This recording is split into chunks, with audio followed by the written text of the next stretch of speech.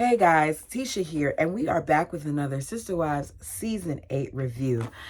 I was a little disappointed with this review because I thought that the students were going to give us a little bit more to kind of dig in the Browns a little bit, but that's not really what happened. Anyways, we'll get into it. So, the students at this point have been with the Brown family for 2 days.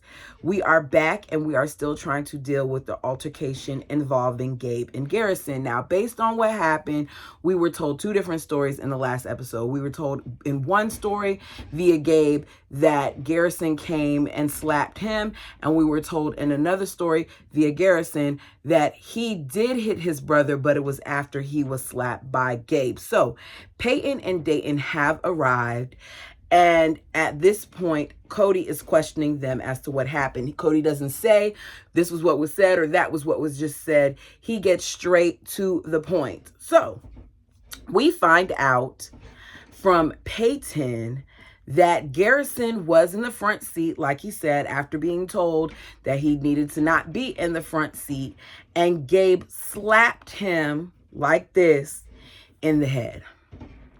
I just knew that little booger Garrison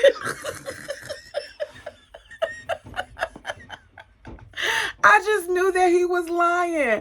I knew that he was lying. And to find out that it was Gabe that was lying and he was going to cost his brother his trip to Hawaii, I was like, oh my goodness.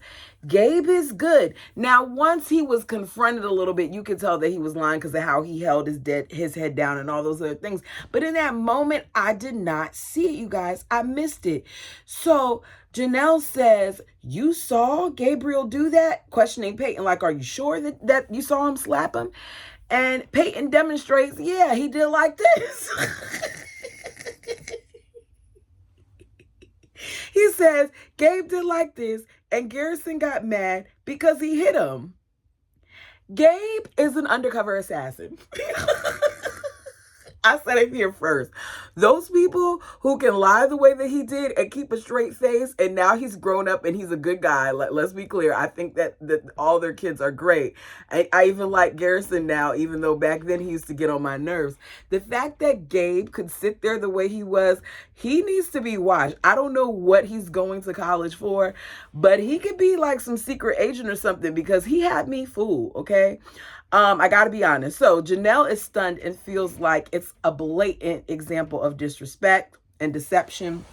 Cody says, even though he slapped you first, Garrison, there is no justification for going after him the way you did. And I agree with that there really was no justification. Those two went at it so much that it really is hard to know exactly who did what. But he is dismissed after that is said.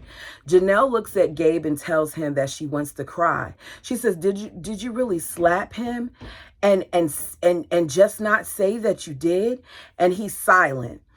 Cody says, I know that you and your brother have a lot of competition going, that you guys compete a lot, and that he is a bully sometimes.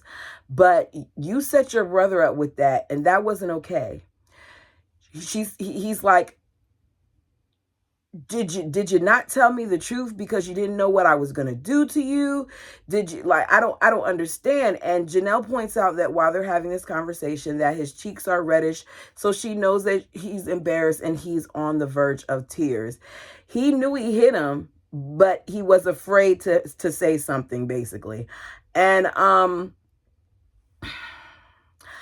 I want to go in on him and say like, oh, he's so wrong for lying. Gotta go. But at some point in my life, I lied too. When I was younger, I lied about stuff before because I didn't want to get in trouble. So I got to keep in mind that he was a little kid when this happened. But I do think that it is on another level that he was willing to cost his brother his trip for that. He was going to stick with it too. That's different.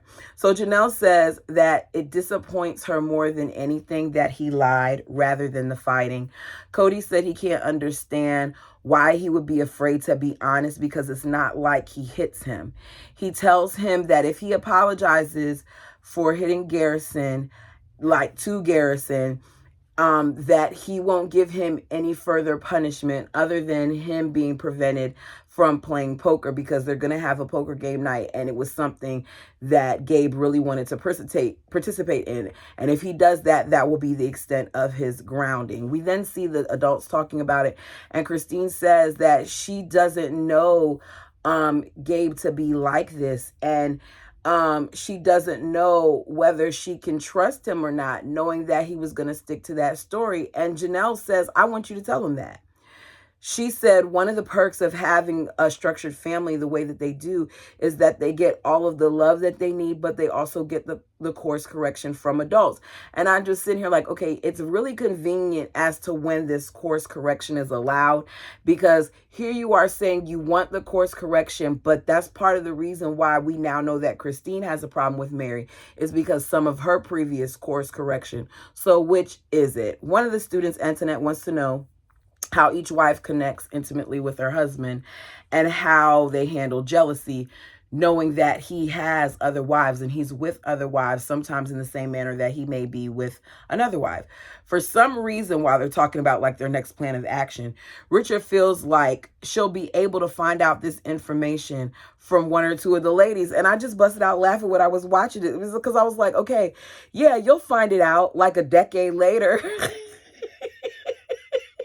Because how often had we wondered what some of the things were going on? And just as recently as this year, Christine admitted to them only having sex a few times a year. So little things like that just show how much they were covering up.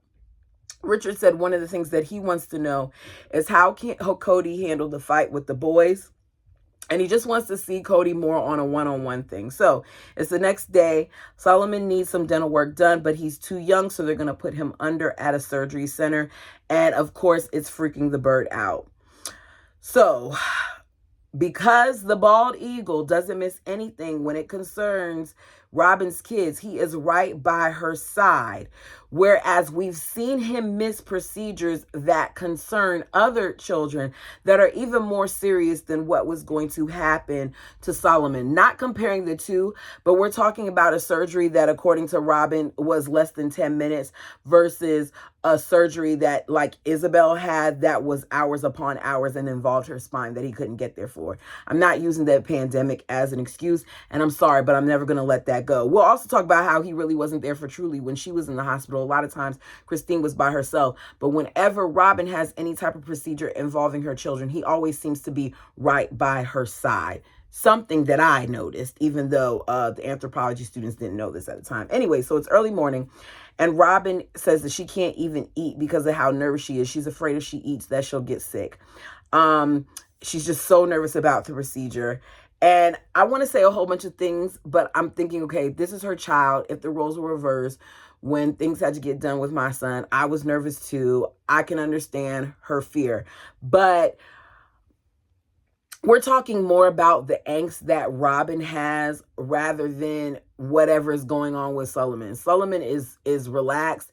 At this point in the show, he's asleep. He doesn't even understand what's going on, and she's freaking out. I think that Robin has done a really great job of overwhelming her kids with her nervousness, her anxiety, her reluctance. Like she puts a lot of that on them, and that is why she's raised little her. So, he's knocked out in the bed because Robin coddles these children. So he's still sleeping in their bed, obviously, because he's in his PJs and everything.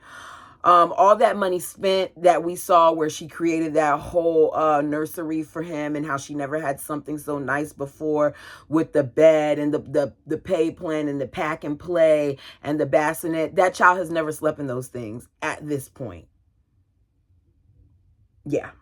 So we then later see the students at Christine's where they're interviewing both her mother and Christine. Her mother says that she did not leave polygamy. What she left was the religion. I don't quite understand that, but that's what she said. She's asked how her relationship was before leaving their marriage. She says that Christine's father was a very good man, but they were not in love, which I still feel like, even in answering these questions, that her mother is still very much so protecting the father. I don't know the whole dynamic, but the fact that she didn't really answer the question, she just said like he was a good father, he was a good man, but we weren't in love. That doesn't say really a lot about how the relationship was. She said the marriage wasn't as hard to leave as the religion was. It makes me wonder how many people enter polygamy just off of the strength of their faith rather than both their faith and their love for one another. Because for her to say that she wasn't in love, for Janelle to tell us that originally she wasn't in love with Cody, for Cody to tell us that originally he wasn't in love with a lot of them, I wonder how many of them really have gotten to this polygamous marriage because of love and faith and not just faith. So she said leaving was terrifying because she had grown up all this time so sheltered, that their faith is so sheltered. Richard and Antoinette talk about how they've enjoyed talking to Annie because of how open she was. Christine said that she didn't want to make the same choice as her mom. So as a result, after her mom left before she decided to marry Cody, she did a lot of studying. She said growing up, they were so sheltered, they were taught that the authorities would come and break up their family. And I have to admit that I tend to forget this piece. Laura Jean, if you're still watching, you made a comment in one of my previous videos, and I believe that this is what you were trying to point out. Watching this episode helped me better understand what you meant. You were saying you kind of wanted me to have a little bit more be a little bit more understanding of just how naive this family was and how naive some polygamists are. And I want to make it clear that for me, I do believe that there were polygamous families who legitimately lived in fear. Example, I'm currently doing a book on the Dargers, and they had situations happen to them where they were actually investigated and approached by different authorities and CPS and things of that nature. I understand that. I also understand Christine, who generation after generation was raised in a polygamous faith and heard things about her grandparents and stuff of that nature. What I don't understand is people like Cody who take advantage of the fears of people like Christine, and as a result have Christine want to pull away from her mother because of her fear. Cody came into the religion. Yes, he was like, 21, 22, but he had time to live a little. Whether he was Mormon or not, I can't remember what he was, but he had time to live a little. He even admitted to kissing people and things of that nature before he became a part of the faith. So I think he kind of played on Christine's emotions a little bit. And that's what I was saying in regards to that, which brings me back to this. For Christine, for her to cut her mom off the way that she did after her mom left, because her mom no longer was a part of the faith. They were taught not to trust outsiders. And once her mother left the faith, then she was an outsider. It made me feel uncomfortable. It's like, oh my goodness. It's kind of like how some of the Amish people are, where they get shunned once they leave. It shouldn't be that, in my opinion. But each faith has their own thing. I'm not here to judge. I'm just saying I don't like it. So Annie says that it took, because they asked her, like, when did Annie's sense of self come? And Annie says that it took about 15 years after leaving for her to regain her sense of self. She said that she had to work for years to not just find who she was, but to also be involved with her kids, because she had to rebuild her relationships with them to prove that she wasn't trying to sabotage them. And I was like, goodness gracious, the fact that this lady had to go through this for over 15 years, you were bound in your marriage and now you're bound leaving. It just is sad. And I feel like Annie is still sad. Even looking at her today, whenever she talks about what happened with Christine and her wedding and things of that nature, Annie always begins to cry. It's something that still evidently hurts her to this day. She says that's why now she appreciates being here in Christine's home, being with the family, because she had so many years without them. I get that Christine and them were scared, but I really feel bad for her mom and how they did her. And that's my biggest gripe with them, as to how they treat those family members that no longer agree with what they're doing. And a simple conversation, if they had that conversation sooner and it didn't take Cody's mother to tell them to talk to her and find out from her what her feelings were about everything, then they would have known that Christine's mom wasn't trying to put them in harm's way. So as they're leaving out, the students say that they found that conversation to be very insightful as well as intense. We then see them at Mary's, where they begin to question her.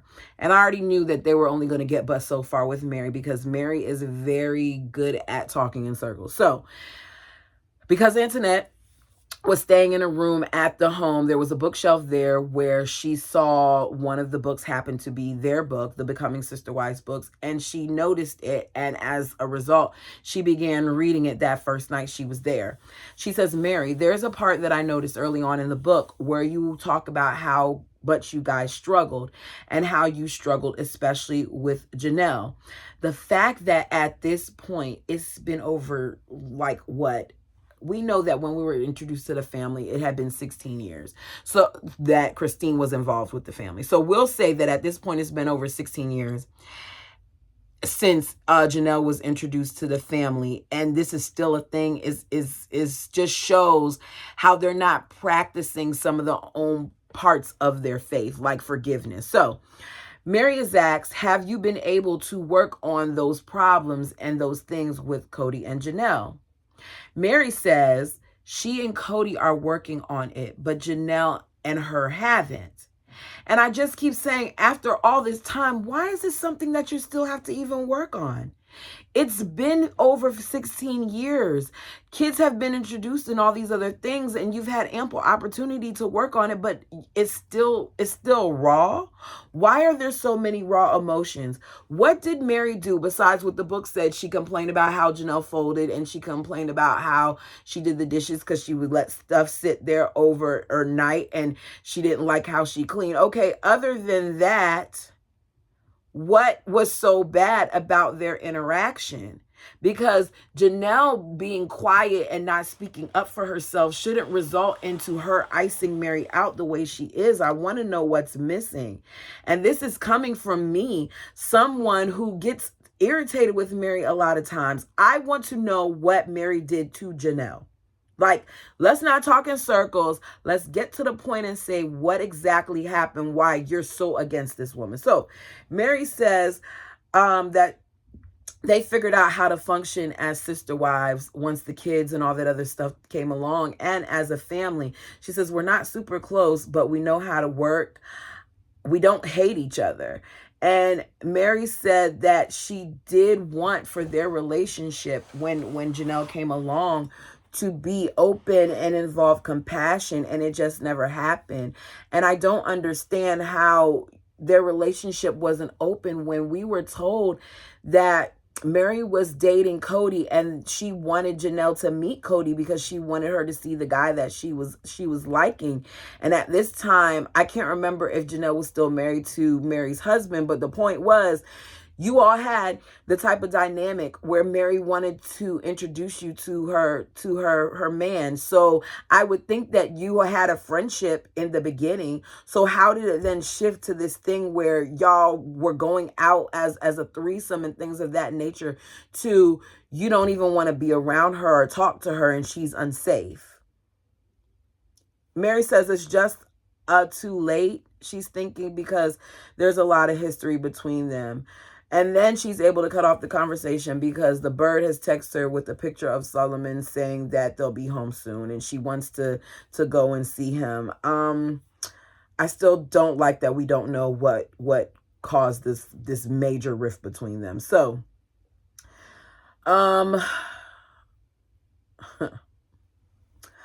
Robin, because we're at Robin's. Robin is telling us how traumatic this experience was because she wanted to give him his medicine. She wanted to give Solomon his medicine that helps him to forget earlier, what's going to go on. And she wanted it to be given at a certain time, way before the procedure, because she needed him not to remember the pain that he was going to endure. And they didn't do it. And she was so frustrated. And she kept asking him, like, when are you going to give him his medicine? When are you going to give him his medicine? And they waited a whole 10 minutes before the procedure until they gave him his medicine. And then the next thing, after they gave him his medicine, they took him away. He's being taken away and he's screaming and he's reaching for me and he's just so traumatized by the whole experience. And then 5 minutes later, the doctor calls and says, everything went smoothly. He's okay. I got to lean in. So you mean to tell me that in the beginning of this episode, there was all this drama and all this fear and all of this workup about a 5-minute procedure? He's fine. All of that for a 5-minute procedure. Why you didn't tell us that in the beginning, that the procedure wasn't going to last that long? He probably just got one tooth yanked out or something, or maybe they split his gums. We don't even know what the procedure was, which makes me know it really wasn't anything serious, because if it was something serious, we would have had a whole monologue about the whole procedure to make us feel sorry for Robin. Not for her kid, but for Robin, because that's what Robin does. Robin always makes it about her. Okay, so it's the night to play poker, and even though Gabe knows that he's not supposed to be playing, he's trying to play. When punishment was handed down, when I was younger, by any adult in my family, I did not think about trying them and asking them if I could still do something that I knew I was not supposed to do. I was in my room trying to stay out of their line of sight. Because as soon as they saw me, they were going to remember what I did to get in trouble in the first place. So I'm going to avoid you. Let me go to my room. Let me go read a book. Let me stay out of trouble. But yet, here's Gabe trying to play, like really trying to play. So Cody tells him he has to suffer the consequences of his behavior. We see him go upstairs and he's doing work or something. So Antoinette is sitting with Robin, because now like they break off in different points. So she's sitting with Robin and she says to Robin, I noticed that Cody has a lot of one-on-one time with Saul. Robin repeats it and she says, a lot of time with Saul? Yeah, Robin. You know Solomon, the kid that's sitting in your arms right now, the one that you're holding as you're talking. Antoinette continues, yeah, I noticed that he doesn't hang out with the teachers and stuff. Robin says, the teenagers and stuff? Yeah, Robin, like the teenagers and the middle school age kids, those kids. Like the fact that she kept repeating what she was saying, I said, okay, Robin is getting ready to lie. She's stalling right now. So, it's kind of hard for you to deflect when you're sitting in front of someone who's seeing the crack. So, she says that there are kids that, there are kids and there are times where he wants to hug and kiss kids, and we have kids that love to be hugged and kissed, and then we have kids that don't love to be hugged and kissed. So because he really wants to be a hands-on dad, he has different relationships with each child and different kids, and so he can only push so much.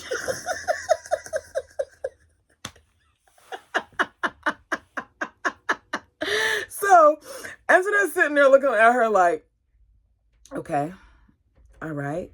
So Robin says in her confessional, she's concerned about the conclusions that they may have, because yeah, he's had some one-on-one time with Solomon, but it's because of his surgery.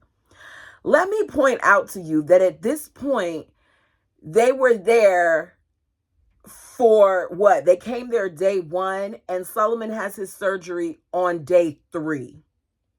So she's not talking about the day of the surgery. She's speaking about period. But we've already seen different occasions where he's always holding Solomon and he's always pointing out things to him while he walks right past Truly. So this is just an example. So the surgery really has nothing to do with what Robin's trying to say to excuse what they noticed.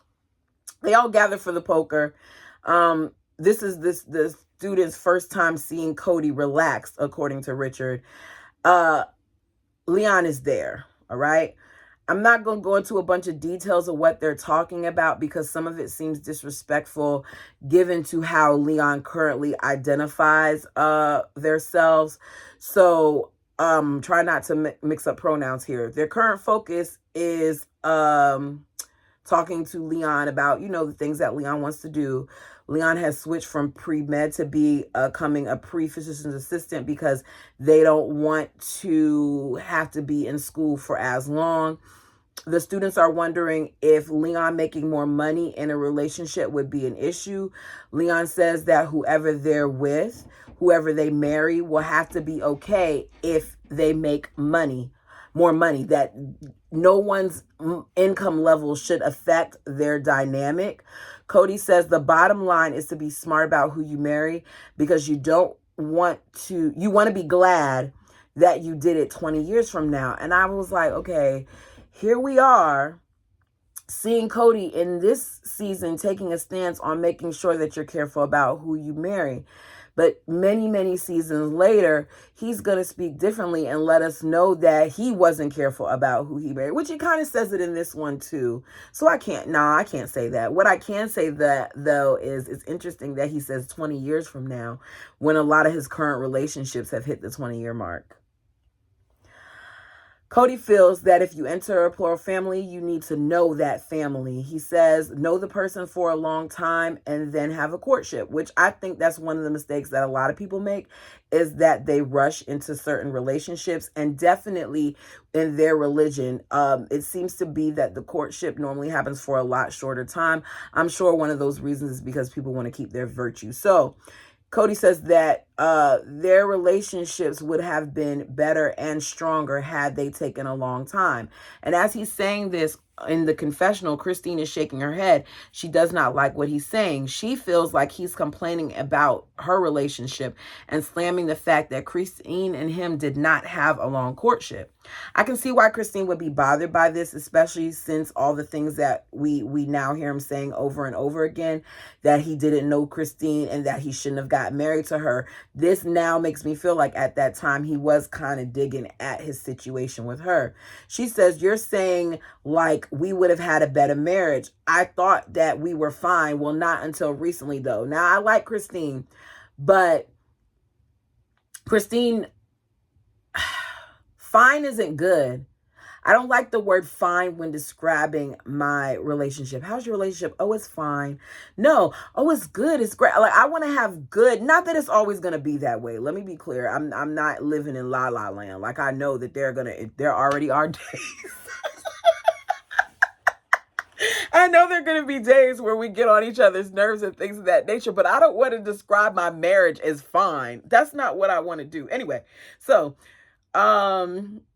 Christine really doesn't understand that her doing this type of stuff pissed Cody off. So Robin tries to fix it by saying, you're hearing that he's saying if you have a longer courtship, then you're going to have a better marriage. Christine says that's what he's saying. Which it is. Robin says he's saying for his kids, he doesn't want them to just do this by luck. He wants them to make the most logical decision that they can so that they can have the best possible outcome. This is an example of Robin Cody explaining. And her Cody explaining made me confused. Because he says, yep, I don't. They go back and forth, and I can see why she would be offended. Bottom line, Cody wants his children to actually love their mates because Cody was not in love with his. And that, y'all tell me what y'all got from it down below. But that's what I'm getting from it because he really overemphasized that. And I think Christine felt the way she felt because she knew where she at that point stood with Cody. So, the students notice that there's a difference between how Cody connects with the boys versus the girls. Christine does say that she does want for Cody to have a better relationship with her girls, agreeing with what the students say. She says Cody is not their first choice when something is happening, and it's him. He doesn't have an easy relationship with the girls. And I just feel like, okay, this just shows another reason why we always hear about how good Cody was to Janelle's kids, because Janelle had 4 boys and 2 girls, whereas Christine had 5 girls and 1 boy. So, of course, he's going to relate more to the sons when we're hearing from the anthropology students that he relates more to them, and he's even admitting that he relates more to them. So Janelle in this reminds me of why sometimes I side-eye her, and I still like her, but she says things that shows her hand. Janelle wasn't worried about the family. Janelle was good as long as her family was good. Okay? She says, for me, Cody connects with my children, all of them, regardless of their gender, way better than what I had growing up. It's awesome to her. So to Janelle, a lot of the credit that she gives Cody that I see is like, okay, he's doing the bare minimum. Like, he doesn't get kudos for doing that. For Janelle, it's a big deal because she didn't have it growing up. So the little things that he does is made to seem big, but it's not that way for Christine, because Christine, apparently, according to her mother and according to Christine, had a father that, although he was a polygamist, was very hands-on. Antoinette says, to be fair, the boys have it easy because of the physical activity aspect, and Cody kind of relates to that. Richard says he sees that with the girls. He's trying to teach them to be strong. And Robin's like, yes, Cody is a protector. Like, he does have a good relationship, and he wants to, basically make sure that all his children are just safe. That bird is going to make sure she stands by her man. So they want to know, Antoinette specifically, how will you connect with the boys who don't meet that masculine role? Robin is like, it's getting heavy in here with these questions, and it's just an awkward pause, and he doesn't really answer the question. He just says that he's going to make an effort either way, if they're masculine or not, and try to get better at how he involves himself with them, and he's going to try to work on connecting with his daughters because it's not great. That doesn't answer the question. Cody says overall he believes in liberty for all under the banner of freedom. I was like, what? Or did they edit something? What are we talking about here? So Richard wants to know how the family will respond if some of the kids decide to have same-sex marriages. We hear from Robin that they're going to love them and embrace them and their partners regardless. Now, they have shown that even though some people struggled initially, they have shown that they will be willing to accept that. I don't know how they feel about the gender, though. Like people identifying as something different than what they were born as, because he hasn't really came out and said anything about Leon. So I don't know where this stance is on that. Some of the family members, though, we do know accepts it. So Cody says, bottom line for him is they'll accept everybody, regardless of their sexuality. He just wants them to wait, and he wants them to make sure that they're not giving themselves unless they are married. And Richard says, you aren't that different from me. Like, you guys aren't that different from us.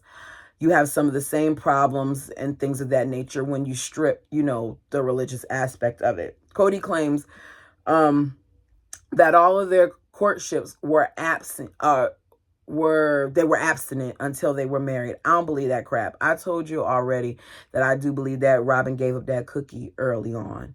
Robin wants to know what they were most surprised about when it came to the family. Antoinette says that Cody wasn't a jerk.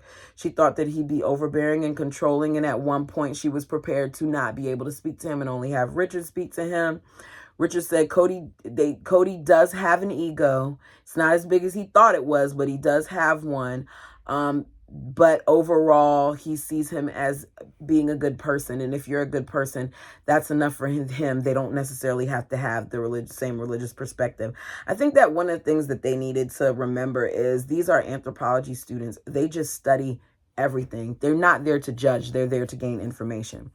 So we then see Antoinette and Richard join Janelle for a real estate listing. She loves the extra money, according to her, and her own income. She says, I don't know why, because the money doesn't go anywhere different, but it's just psychologically important and healthier for me. I want to know where the money goes. Like, does she have to give a portion of it to the family and then she gets to keep the rest? How exactly did that work? So she says having a separate checking account saved her marriage with Cody, that they had a lot of issues in the beginning. And what they did as a family was they shoved them all behind them. Then the kids came and they just continued moving on. They didn't have the resources to seek things like counseling. And it was just told that that wasn't something that, the family should do. She says that looking back at it, she now realizes that the first wife role is a hard role because there's a lot of learning curve for the husband as well as the current wife and then the new wife. Janelle didn't understand the emotions that came along once she became the second wife. And she said that there were things that came along that she didn't know she was capable of handling. So it was difficult. She says it wasn't until more recently in talking with their family counselor that she now feels like she needs to come together with Mary and talk about some things. I think that she needs to talk to Cody about some things too, because in the book she says that she didn't feel protected by Cody and that her and Mary would go at it and he wouldn't do anything to try to alleviate anything. He just stood back. She said, but for her, the thought of walking up to Mary and approaching her gives her the worst stage fright. And I was like, what is, it can't just be that you're this non-confrontational. What else is going on here? So anyway, she said Mary has extended olive branches in the past and Janelle just shut her down. And now she understands, because she needs to extend one to Mary herself, just how much work it took for Mary to do that. She said that she's willing to work on it, though. Maybe she'll do it for a New Year's resolution. The students are about to leave, but they're invited to stay for dinner. Cody says that overall he feels like they made some friends. They give Richard beans because apparently he likes beans, and they give Antoinette a necklace from their sister wife's closet. Cody says a lot of people will look at him and feel like how lucky he is to have all these wives and these beautiful children, but there's not a day that goes by that he doesn't put effort into his relationships. I wonder at what point that stopped, and I wonder if when he said that he really believed that.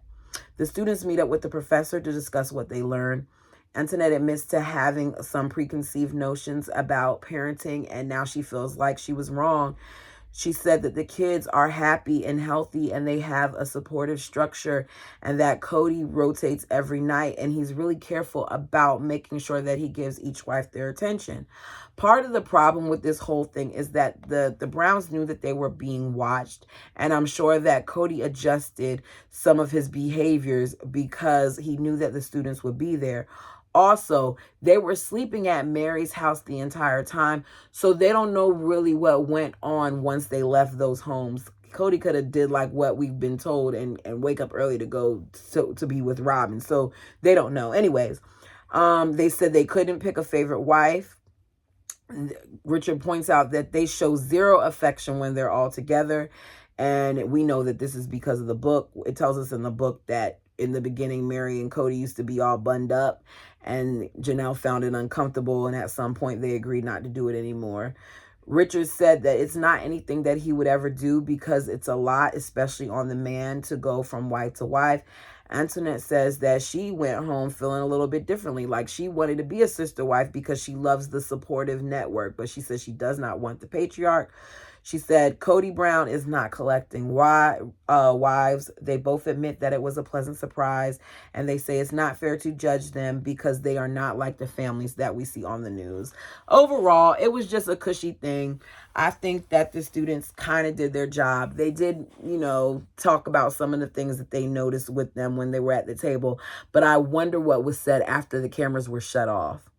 Like how much they really told their professor, because I'm sure they had a lot more to say. But at this point, I think that they established a relationship with the family that made them maybe not go in the way they would had they not. So we see Mary. She says she has an appointment that she looks like she's sad to have. She claims she's been thinking about it for 5 years. Since Robin, got into the family, and she just needs to go and have this appointment. And I don't believe this. And we're going to hear a lot of lies apparently from Mary when it comes to this part, because we know at this point that she's going to the attorney to find out about a divorce. She hasn't talked much about it, she says, because she doesn't know if it's something she will even be able to do, but she knows it's something that she wants to do. So she wants to see about this legal divorce from Cody. And that is how they end the episode. You guys, let me know how you feel about this episode. Do you think that the anthropology students held back? What do y'all think about what's to come? Because I feel like it's going to start to get juicy now with this whole divorce thing. And I'm prepping myself because I haven't watched any of the rest of this season. I watched I remember some of 7. I don't remember a lot of 8. And I think I came back in after the whole catfish thing. So I really will be watching some of this for the first time. Like the video if you have not done so already. On the road to 1,000 plus, because we are already at the 1,000 mark. Thank you so much. Y'all bear with me in these ads because I don't know what's going on. I watched one video just because I like to, see how it looks and all those other things. And in like 17 minutes, there were like 12 ads. And I said, no way. There's no way. This is ridiculous. So I'm going to try to fiddle around with it a little bit, see if I can change it so there's not so many, and figure out how this whole thing works. Thank you for, working with me. Thank you for watching me. And until next time.